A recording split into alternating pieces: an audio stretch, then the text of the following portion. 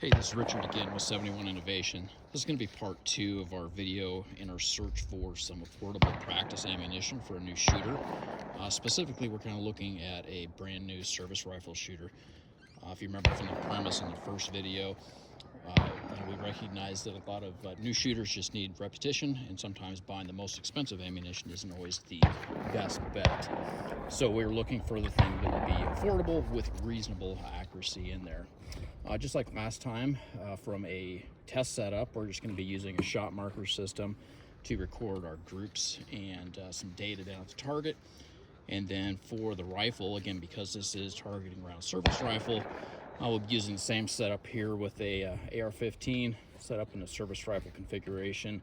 Rock River upper and lowers. It's got a Bartlein gain twist barrel, which starts at 8 and ends at 6.5, and have a white oak scope that is a 4.5 power, and we'll be shooting 10-shot groups from a magazine. We are going to shoot from a rest. Really just want to investigate what the ammo can do and a little bit less about my variation. So hopefully we can find something out today. Starting from least expensive to most, we have some XM193 American Eagle. It's running about 45 cents. Has some PMC bronze, 55 grain full metal jacket boat tail.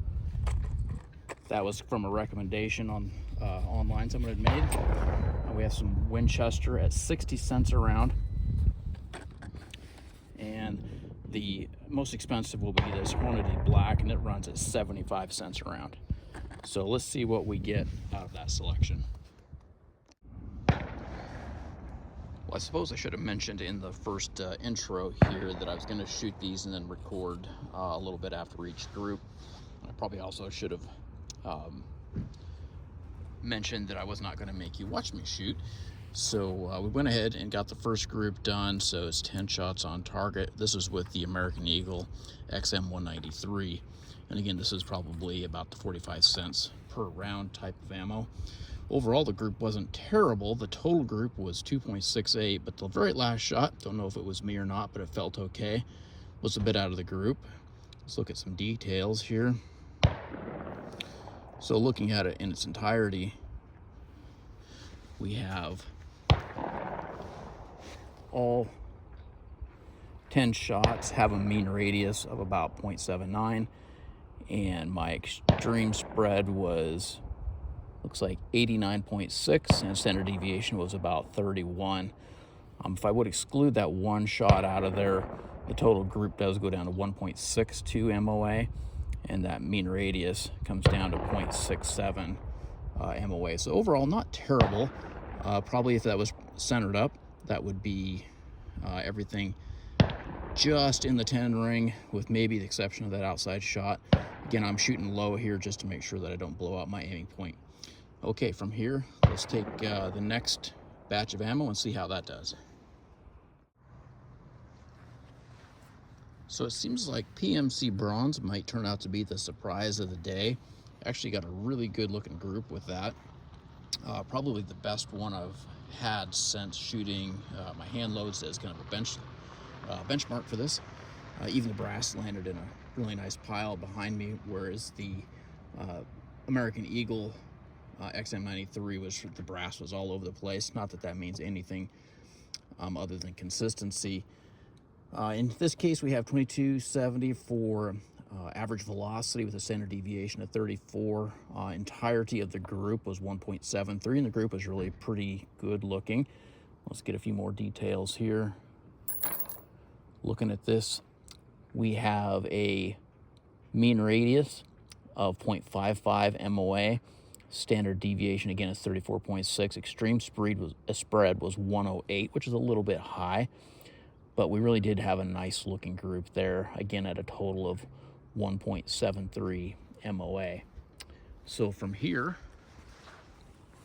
we're going to move to this Winchester Universal Game and Target. I've never tried this before, and this was at 60 cents compared to, again, about 45. Let's see how this does. What's the old saying? You get what you pay for. Seems like it might be a little bit true here. So for an extra 15 cents per round, so 60 cents per shot, We got a very nice group out of this Universal Game and Target made by Winchester. These are the 55 grains again. And you can see a very nice looking group here. Velocity was not very high at all. This is at the target, 2068. Standard deviation, however, was only 18.3, and the total 10-shot group was 1.14 MOA. So really consistent. Looking at a little more detail here, we have a mean radius of 0.41 MOA. Standard deviation, again, 18.3. Extreme spread was 64.3.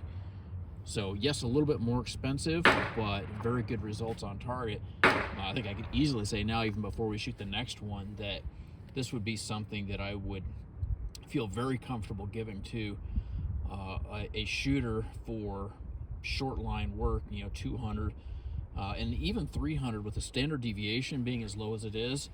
Although the velocity isn't super high, I think at that point, as long as it's not a crazy windy day, you could give that to a new shooter that has a little bit of experience and feel really good about it for 200 and 300 yards. All right, with that, next up is going to be our most expensive offering, which is at 75 cents. And this one is 62 grain full metal jackets. We'll see what they do.